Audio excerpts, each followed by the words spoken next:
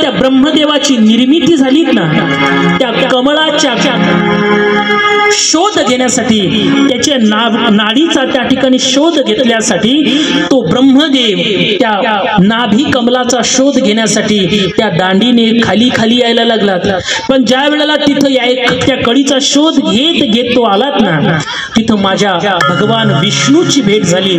आणि भगवान विष्णूची भेट झाल्यानंतर त्यावेळेला भगवान विष्णूला ब्रह्मदेव विचारत आहेत, तुमच्या जवळून हे पुष्प कसं निर्माण झालं? त्यावेळेला भगवान विष्णूंनी ब्रह्मदेवाला पाहिल्यानंतर ये बाळा, ये वत्सा असा शब्द वापरला. आता हा असा शब्द वापरल्यामुळे ब्रह्मदेवाला थोडासा राग निर्माण झाला.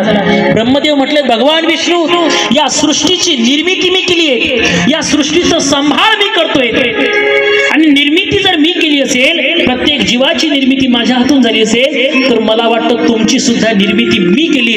मग मला तुम्ही वत्सा म्हणू नका, तुम्हीच माझे पुत्र आहात, मी नव्हे. भगवान विष्णू सांगतात,